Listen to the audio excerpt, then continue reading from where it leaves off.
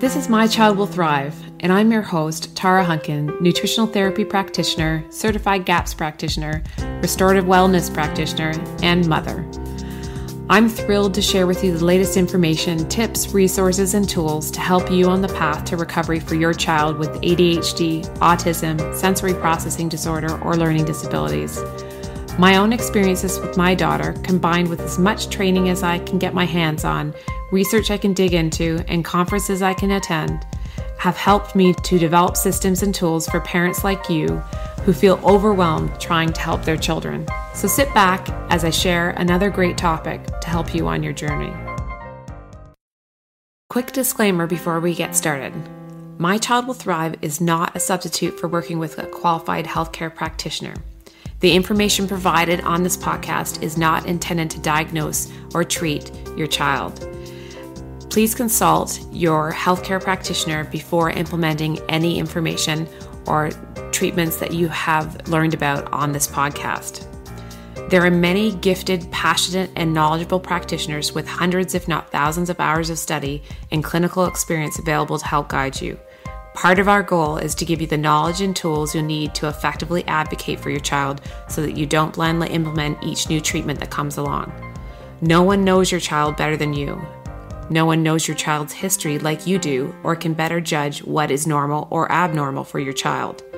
The greatest success in recovery comes from the parent being informed and asking the right questions and making the best decisions for their child in coordination with a team of qualified practitioners in different areas of specialty. Now on with the show.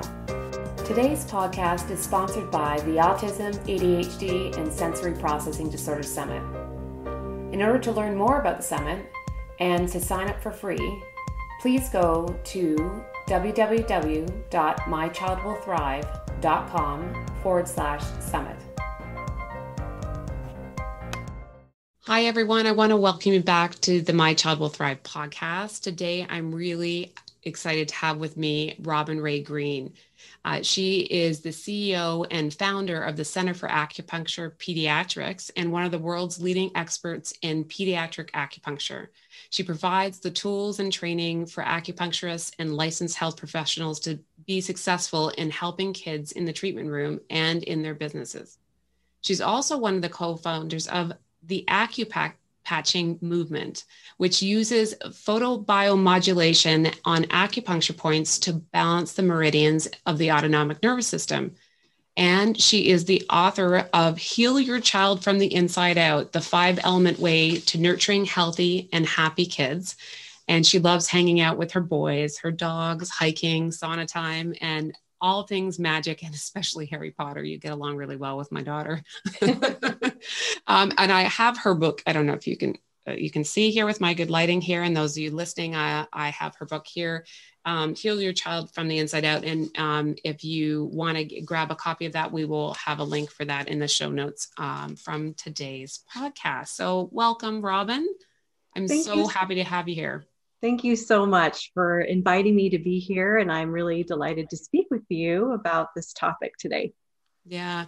Well, we've met through a community of health practitioners, and it's taken us a little while to get to where we finally had a chance to have a conversation. But I think it's going to be well worth the wait, because you have an area of expertise which I haven't actually explored on the My Child Will Thrive podcast or the summit or anything actually up until now. So we're going to dive right in. But what I want to do is talk about, get you to talk about the story that you start out telling in your book about your son and your journey with healing his severe eczema. Can you tell us a little bit about that today? Sure. So I had just graduated from acupuncture school, and shortly thereafter I had my son Noah. And when he was an infant, he had a severe case of eczema, and Western medicine was unable to help him. So of course, like every parent, you're taking your baby to the pediatrician, and the pediatrician referred me to several specialists and a dermatologist and an immunologist, and we had him allergy tested. And at the end of all of it, he was no better. And they didn't know what was causing his eczema. And honestly, they really didn't have any interest, I believe, in figuring out what was causing it. And I'm sure because they see so many kids that are similar to him with eczema, and they left me with the, just he's going to grow out of it. And as a mom and as a acupuncturist, that was just not a satisfying answer. I couldn't let my child suffer every day and have this skin issue and be okay with, oh, he'll just grow out of it. And I knew I had to do something. I knew there had to be a better way. And even though I had trained in acupuncture, I had very little training in pediatrics and zero training in what to do with eczema or how to help with infant eczema. And so I took every possible training I could find in traditional Chinese medicine, in the treatment of pediatrics. I had no intention of going into pediatrics at that time. I was an orthopedic, pain, exercise, science. That was my background. But in my journey of helping Noah and recognizing that there was so much more we could do to help kids beyond the Western model, and that the Western model was failing our children because it was not looking for the root causes, and it wasn't doing much beyond managing the symptoms for chronic types of issues. And it just became my passion and my mission, not only to help my son, which we did heal his eczema, but then to help other children begin to understand, help their parents begin to understand and use Chinese medicine to help their own child heal, and that they could incorporate it as part of their healing journey, no matter what was going on, and improve their outcomes, speed healing, and get their child and their life back. Mhm. Yeah, I mean, like one of the things I do think that a lot of us can relate to that because a lot of people are here because they have tried to get help through the traditional medical system, and not those practitioners don't want to help. They just aren't taught the tools to help, especially in cases like that, other than the normal things that you run through in terms of all the things that they had you do with your son and his eczema. So one question though I'm wondering is that, so I have a lot of people that come on to talk about functional medicine, or it could be a lot of different things, but there aren't a lot of people that go the route of traditional Chinese medicine. What is it about traditional Chinese medicine that really drew you in? When I learned about traditional Chinese medicine, it was actually for my own. I had really terrible daily headaches, and I tried chiropractic and massage and had gone to the doctor, and everything helped a little bit, but nothing really solved it. They would immediately come back. And so when I was in college, I saw an acupuncturist. And after 6 visits, after this had been going on for a year, she solved my headaches in 6 visits. And I was like, what is this? What is this medicine?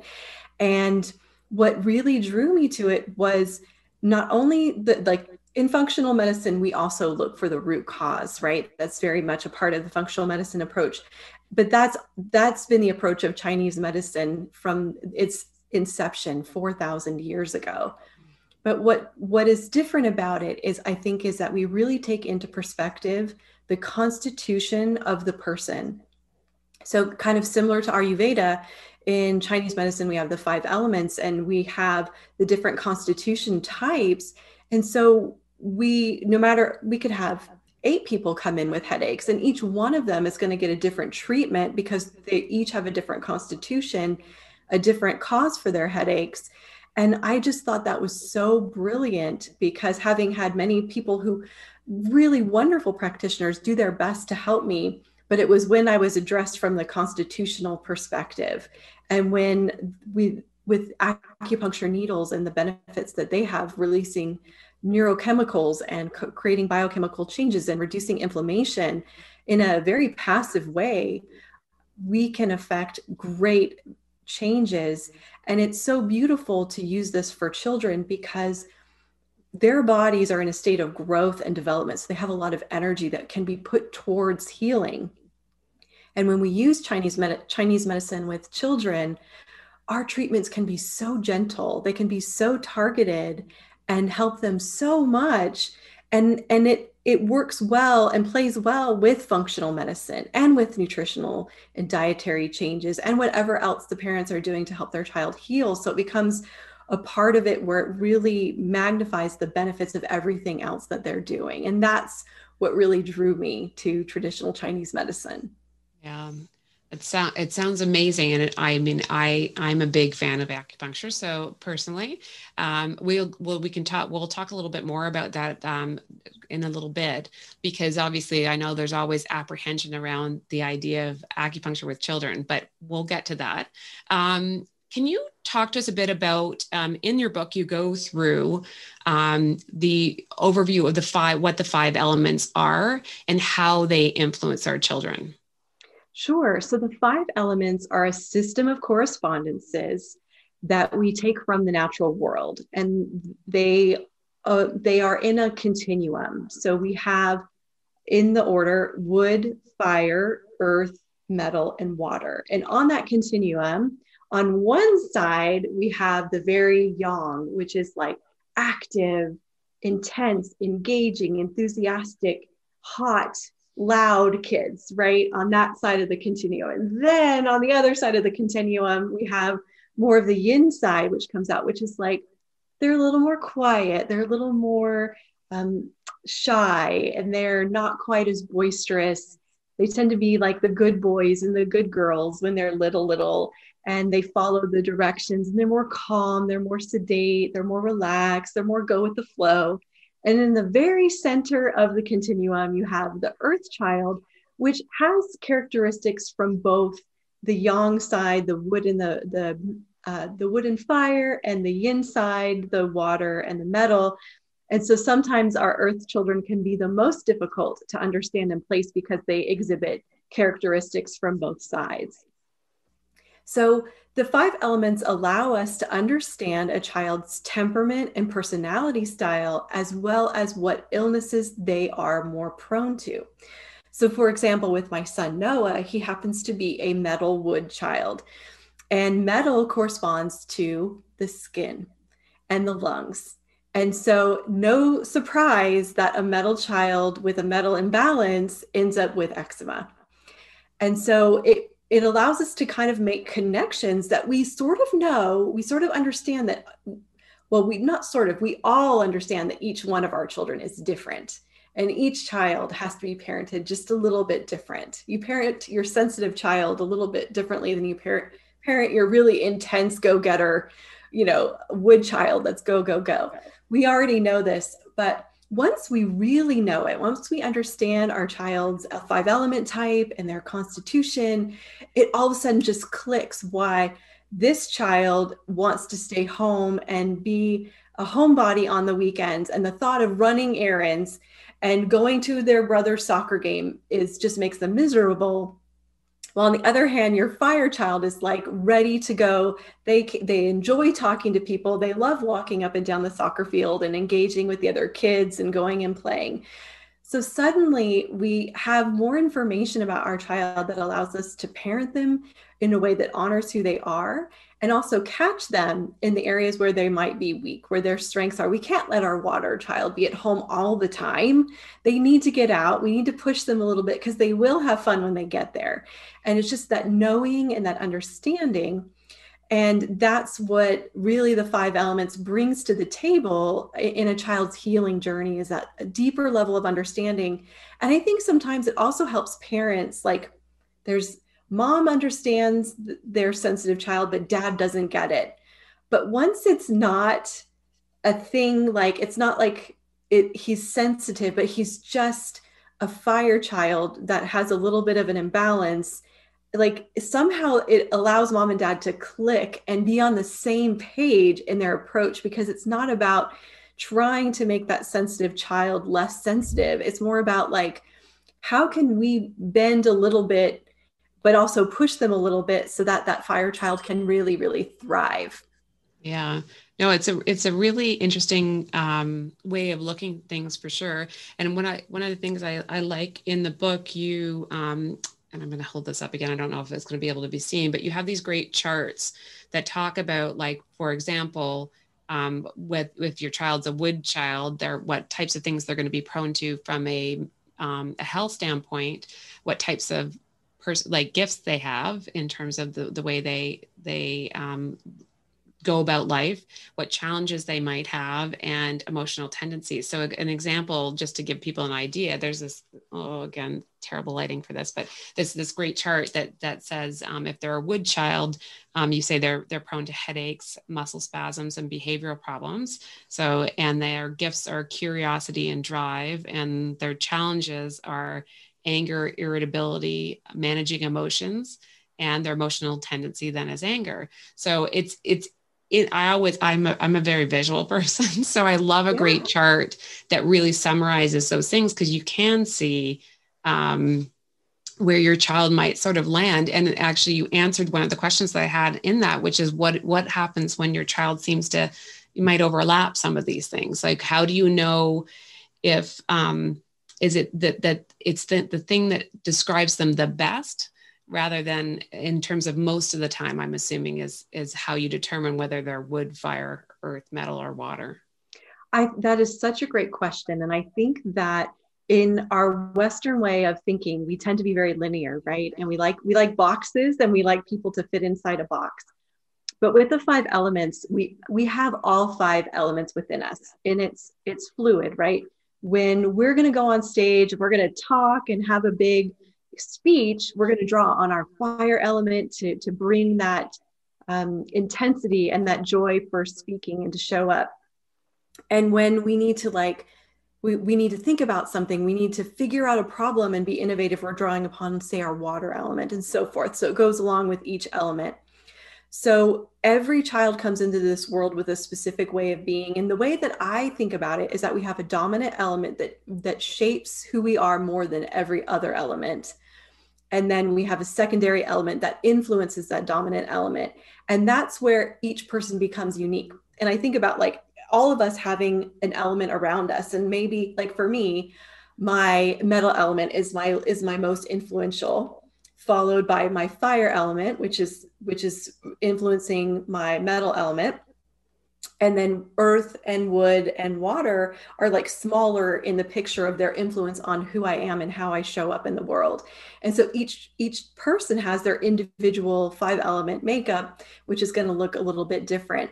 So when I'm helping parents decide what element their child is, I have them fill out a whole questionnaire and answer a bunch of questions. And I really encourage them to think about the questionnaire and think about how is your child showing up most often? So like every child has a bad day where they're angry and irritable and they're stomping their room and throw their coat down and, lay on the bed, right? They're mad, but that doesn't necessarily mean they're a wood type, because they might just have had a really bad day and somebody's broke their pencil and stole their Pokemon card, and they're just having a bad day. But when a child whose response to most everything that doesn't go their way is that little burst of anger, is that like frustration beyond, like, say, the terrible twos or the tantrums at 3 or whatever, when it's persisting beyond those periods of time, then it's something to take a closer look at and see if they have more wood characteristics. So you might think, okay, is my child super active? Are they goal oriented?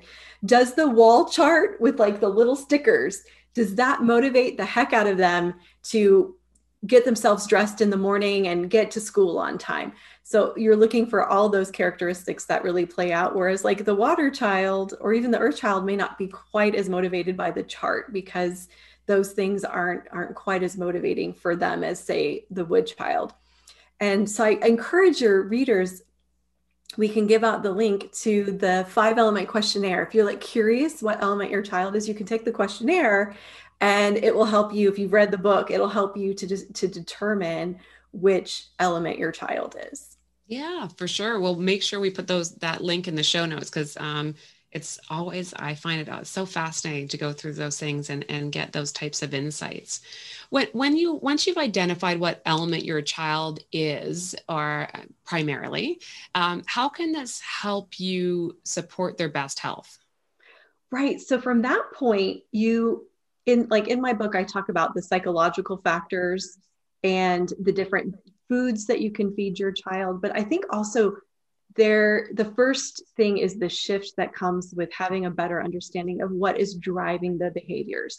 So certain things, like going with the example of the wood child, their anger isn't necessarily willful misbehavior, right? And just knowing that your metal child who is just can't handle the routine changing, it's not that they're willfully trying to drive you nuts. It's that they need us to change a little bit so that we can help them be more flexible or handle changes and things when things don't go their way. So the first part is just the aha of who they are and what they need. And then in the book, I talk about the different ways that we can use it. So how are we showing up for them? What do we need to change, say, in our routines that makes things easier for them? So your wood child, you maybe or say your fire child, who when they get excited about things, like they can have a lot of anticipation type of anxiety about something. We may not want to tell them about something that they're going to be anxious or excited about until right before it's going to happen. So that and then we gradually increase the time to help them understand it. So we start to change our behaviors, we change our routines. We also work on nutrition and what foods are going to support their element. And then also, I think generally we find a way to weave in mindfulness and gratitude in everything that we're doing, because I think that helps every child, no matter what element they are. But I think that mindfulness and gratitude are so important for each one, because it's sort of like the antidote to each of the weaknesses, each of the challenges that each one is going to have when we bring that piece into it. And then it also can guide things like acupressure and massage techniques that will also be balancing for the elements as well. Yeah. And I think actually what you've just talked about is pretty much every element in your wellness wheel, which is also in the book as well, which are natural remedies, elemental parenting, which you just discussed as well, your eating, so food, acupressure and massage, and gratitude and mindfulness. So it's always good to have, again, another visual, but also a way to sort of identify all the things that we need to be considering, and not, because sometimes we do get really focused on one particular thing. Maybe it's just the food right now, or maybe it's just that, but it is a really comprehensive approach in terms of what you're talking about to help our children the best way. Yeah. And I think it's I just remember when Noah, we were dealing with his eczema and we were trying to figure out what the food triggers were. And I was monitoring his diet like a hawk. And I felt like what ended up happening at a certain point was all I could focus on was what was wrong with him. I was focusing on the foods that he couldn't eat and his skin and what did it look like that day. And it would change like from morning to night. And I was hyper obsessed and hyper focused on the problem. And just that type of approach is really, it's just heart-wrenching, and it sucks the life out of you and the joy out of your experience with your child.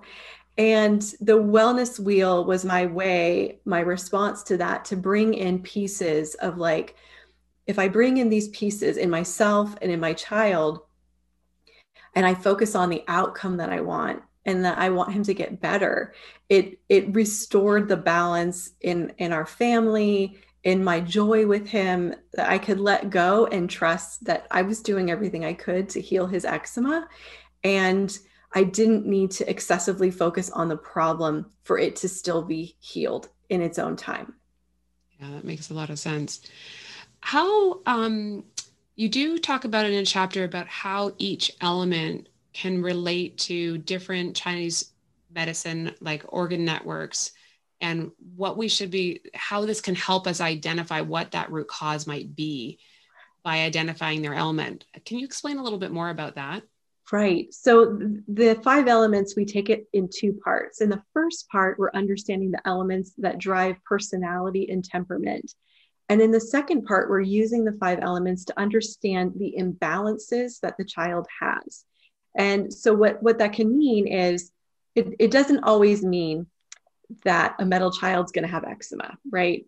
But a metal child who has a fire imbalance might have anxiety. And so then we can look at, okay, well, how can we balance the fire element? We can balance it with food. We can balance it with acupressure or acupoint stimulation. We can balance it with auriculotherapy. We can balance it with supplements and herbs. And so once we identify where the imbalance is, then we can take the appropriate action to create balance, and also incorporating the parenting and the things that we need to incorporate from the temperament side of it, because the body and mind are one in Chinese medicine. So if a water child with a fire imbalance, they may need the similar support as a fire child. So we can start to weave all of this together to create this really comprehensive program that addresses the whole child, body, mind, and spirit. And as body heals, mind and spirit heal, and as mind and spirit heal, body heals. And so we can use this as a way, as like our starting point to begin the process and understand and trust in our own knowing, because I think that's another thing that's often missing when your child has some kind of illness, is we are often told not to trust our knowing. Like, we know things. We know that this food causes this reaction. We know that this herb seemed to help, or we're willing to try this homeopathic medicine and see if it helps. And unfortunately, while there are many good doctors out there, a lot of them don't understand this. And so they tend to tell people this, you just don't do it, or not to trust and believe it. And I feel like this approach allows you to trust and try and do things to support your child's healing, even when it's against or counter to what you might be hearing from other medical providers. Yeah. No, it makes a lot of sense. And it's interesting because it's like what you said earlier about, our tendency to think linear in a linear form, which I do. So I think this is, and I've had conversations with, friends and other practitioners about this, that I think some of us, even as practitioners and parents that have been doing this for a really long time, we do struggle still with that, the approach to accompanying. We're so focused on the task of fixing this one thing, or even an integrative approach where we're working on things from the root cause, but it's not looking at that holistic, in the sense, the mind, body, and spirit, like you're talking about. So it's so refreshing to hear this and read this in your book, because it really does kind of pull all these things together and answers a lot of questions that I think a lot of us still have, even though we've been on this journey for a really long time. Yeah. And if I can just be super honest and a little bit emotional here, I really feel like sometimes these things happen to our children because we're called to do something more, whether that means that your experience impacts a close friend of yours, like you go through it and you're able to help her and her child go through it and come out the other end, and you're both better for the experience. You both learn something. We both, but and then for some, like, your sphere of influence and your dedication. And I know, Tara, you and I, neither one of us would be having this conversation right now if we hadn't gone through our own journeys with our children. And I think my son is 17. I think your daughter, she's 17 as 17 well. too, Yeah. So we started this at the same time. And I feel like sometimes our children's illness is part of our own spiritual journey. And when I was able to look at that as like it has helped my own spiritual, professional, personal growth and development, and it's helped me, it's helped him, and it's helped thousands of practitioners and parents, I wouldn't change a thing. And so I just want to say to parents listening right now, like, you might not know right now why this is happening, and you may feel like it is so unfair that your child has to go through this. But I want to just give you hope that at some point the purpose will become greater and it will all make sense. And you will see that the impact of what you went through will help so many people as you share your story and your journey. Yeah, I appreciate that so much, because it is so true. I think it is important, especially when you're going through things that are so hard. And there are so many parents that are listening that are going through some really tough things with their kids day in and day out. And it's hard to keep the faith that there is a reason that they're having to go through what they're going through right now, and their children are. So I really appreciate that and your perspective on that, because that is why I do what I do as well. And as what my daughter said when I asked her if it was okay if I started to do this in a more public way, because I didn't want to share. I knew I would have to share parts of her story in order for it to really make sense to people while I was doing what I was doing. And I didn't want to do that without her permission. But she said, if it can help one child not have to go through what she went through, then she was happy for me to do that. So, I mean, that's our kids want us to mean more than just about them too. So, there's one other thing I want to, we could talk about a million other things, and there's everything. It's so well laid out in your book. And I say that in all honesty. I've read lots and lots of books. I love books. And they're, some are better than others. And I think this is really, really worthwhile. And I don't think I haven't come across anything like it. So I'm really grateful to you for writing it, because I know how big of a project writing a book is. And we're going to talk about a couple of things that are in the back of the book, which I think people would be really interested about. Because you talk about how to balance the 5 elements with things like massage and acupressure. And then you've mentioned to me too, there's one more thing you would add if you could update the book right now. Why don't you tell us a bit about that? Sure. So when we're using Chinese medicine, if you go in and see an acupuncturist, they use not just needles, but a variety of non-needle techniques. And I wanted to include them in the book because I wanted tools that parents could use at home, that were easy to learn, that were effective. And so that's what I included. And in the book, I included auriculotherapy, which means the stimulation of points on the ear. And we use these adorable little seeds and also gold and silver or stainless steel beads that are applied to the ear with a little type of adhesive tape. And they have some super cute ones now. They have them in crystals that you can get in multiple colors. So little girls especially, yep. Tara is holding up the deluxe kids ear seed kit, which has a picture of the little sticker. We have ones that look kind of like Band-Aids and ones that look like crystals that you can get. And what happens is when we stimulate the ear, we make a connection with the brain, and we know that certain parts of the ear are wired to help with certain parts of the body. And so by stimulating the ear with these like tiny amounts of continuous stimulation from the bead or the seed, it stimulates the body to heal itself. It wakes the body up to the areas that are bothered. So it can help with cough. It can help with an ear infection. It can help with pain that in the body, anywhere in the body, any joint. It can help with calming. And I especially love the ear seeds for anxiety, depression, sleep, any kind of autonomic nervous system imbalance, because the auricular branch of the vagus nerve comes to the ear, and by stimulating it with this, it's like set it and forget it. You put the little seeds on, you forget they're there, your body adapts to the pressure, but it doesn't adapt to the stimulation. So you still get that mild continuous stimulation, and it can really support the healing. So in the book, I put different points depending on the elemental imbalance the child has, or if you wanted to strengthen or support the element, you can apply the ear seed to the particular spot that's in the chart in the book.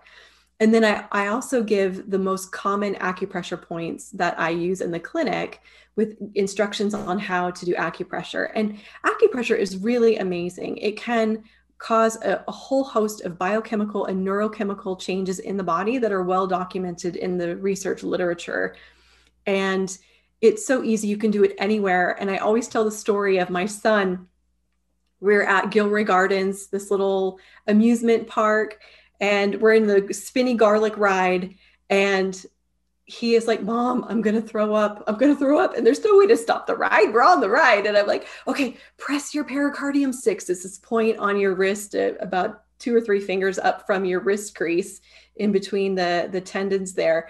And he's like, okay, Mom, I'm pressing my P6. I'm pressing it. And then, about 10 seconds later, he's like, okay, Mom, I'm not going to throw up. And it's like, I love that. I love that, like in the middle of a spinny ride, we can stimulate an acupressure point to stop nausea and vomiting.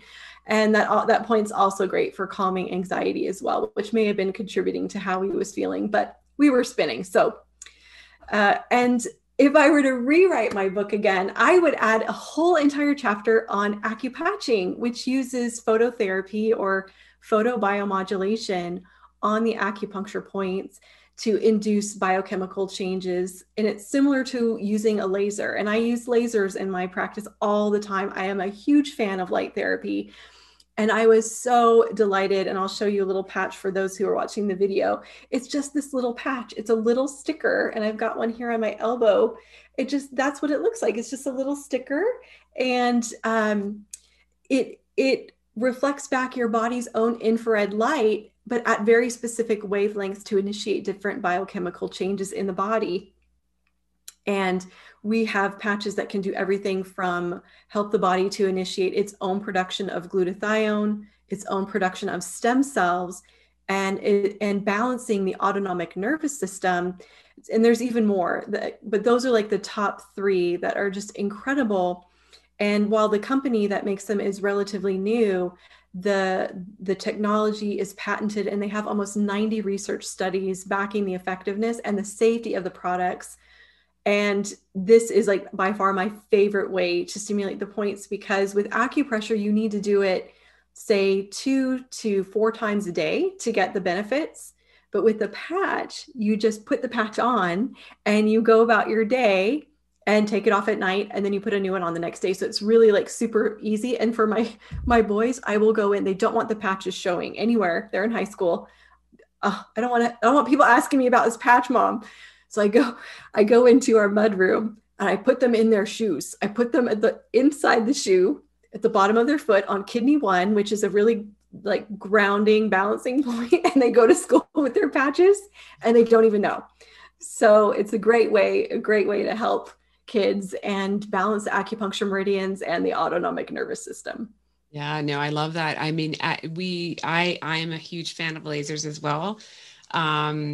And have a great interview on the current version of the summit with an expert in using lasers. So and a lot of people aren't able to use lasers because they're expensive. So to have them for home use is a very big investment. Obviously, to go into a clinic is also an investment because it can be expensive to get treatments that way.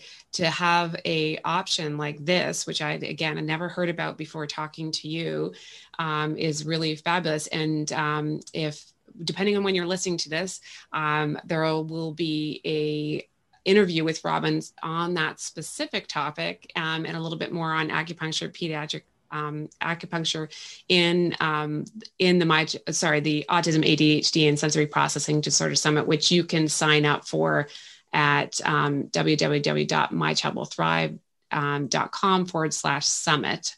So if you want to learn more about that, a good way to do that. Again, it will just depend on when you're hearing this and when you sign up, whether or not you'll get access to that right away or not. But I encourage you to do that because there's lots of good interviews there too. Robin, I can't thank you enough for writing this book, because like I said, books are a beast to do. So this is a very affordable, accessible way to get a lot of really good information. There's pictures in here, how to do the massage and the acupressure points and all of that. So that it really is a fabulous hand guide. And if people are looking, you can see I have just begun there'll be more sticky notes coming its way. But it is one that you're going to have lots of sticky notes in, so you can go back and reference the charts and all the other resources that you have in there. So thank you so much. Thank you. People can find you a number of places. So why don't you just mention them and we'll put them in the show notes as well. Fantastic. So they can find me at robinraygreen.com and at acupatching365.com, where there's more information on the book, on acupatching, on how to help your child with Chinese medicine. And Tara, I just really appreciate you creating this platform and allowing me to come on as a guest and share my love for Chinese medicine and helping children heal, because together I think we are all going to be ushering in the Thrive era where children are going to be healthier than ever. So I appreciate everything you do, and thank you for having me. Oh, I love that. Thanks so much, Robin. I can't wait to do this again really soon. Me too. So that's a wrap. Thanks for joining me this week on My Child Will Thrive. I'm so passionate about giving you the tools and information you need to help your child recover. And as they say, it takes a village, so join us in the My Child Will Thrive Village Facebook group, where you can meet like-minded parents and stay up to date on everything we have going on at My Child Will Thrive. This is Tara Hunkin, and I'll catch you on the next podcast or over at mychildwillthrive.com.